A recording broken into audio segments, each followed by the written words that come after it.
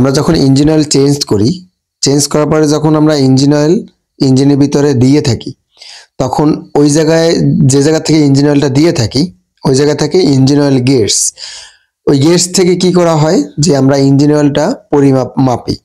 তা ওই যে গেটস থেকে আমার সবসময়ের জন্য ইঞ্জিন অয়েল ঘেমে ঘেমে পড়ে। এটা কেন পড়ে ভাই? এটা সমাধান নাকি?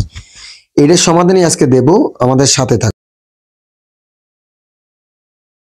আসসালামু আলাইকুম বাইকার্স, কেমন আছেন? আলহামদুলিল্লাহ অনেক ভালো আছেন আশা করি। আমি মোহাম্মদ তুহিন খান, বাইক সার্ভিসিং বিডি চ্যানেল থেকে আজকে আপনাদের মাঝে আবার নতুন রিভিউ নিয়ে চলে আসলাম। আজকে আমি যেটা নিয়ে আলোচনা করব সেটা হচ্ছে আমার বাইকে আমি যতবার ইঞ্জিন অয়েল দিয়েছি, আমার ইঞ্জিন অয়েল যে গেটস আছে যেটা দিয়ে আমরা ইঞ্জিন অয়েলের পরিমাপটা মেপে থাকি, ঠিক আছে, ইঞ্জিনের ভিতরে কতটুকু ইঞ্জিন অয়েল আছে, সেই জায়গা থেকে আমার বারবার ইঞ্জিন অয়েল ঘেমে ঘেমে পড়ে। আমি যতবার ওয়ারিং চেঞ্জ করছি ততবার কোনোবারই সমাধান হয় নাই, বারবার পরে কিছু দিন ভালো থাকে তারপর পরে।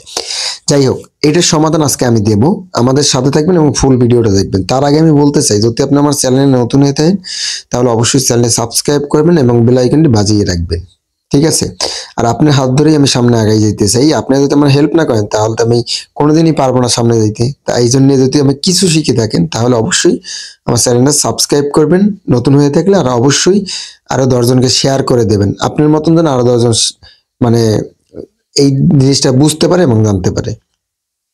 যাই হোক, এই যে দেখেন, এটা হচ্ছে আমরা আটকিয়ে দিলাম, ঠিক আছে, এটা কিন্তু আমরা খুললাম। এই জায়গা থেকে ইঞ্জিন অয়েল ওভার হয়, ওভার হয়ে এই জায়গায় অনেক ময়লা জমে যায়। এখন এটি কেন, এটি কিন্তু আমরা কোনোদিনই ভাবিনি, কিন্তু আমরা ওয়ারিং, এই যে ওয়ারিংটা আমরা সেটিং করছি, তারপরও একবার ভালো ছিল, তারপরে আবার পড়তেছে। এই বিষয়টা কিন্তু আগে জানতে হবে।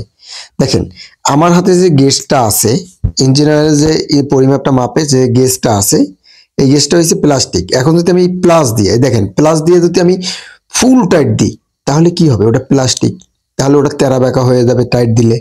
তারপরে এর ভিতর যে সিলটা আমি সেটিং করলাম, যে ওয়ারিংটা সেটিং করলাম, এখন ওয়ারিংটা কি হবে? ওয়ারিংটাও কিন্তু একসাথে হবে না, ওটা নষ্ট হয়ে যাবে যখন আমি টাইট দেবে। ওটা নিয়ম হইছে হাতে টাইট দেওয়া। এখন যদি আপনি হাতে টাইট না দিয়ে তারপর যদি আপনি প্লাস দিয়ে দেন তাহলে হবে?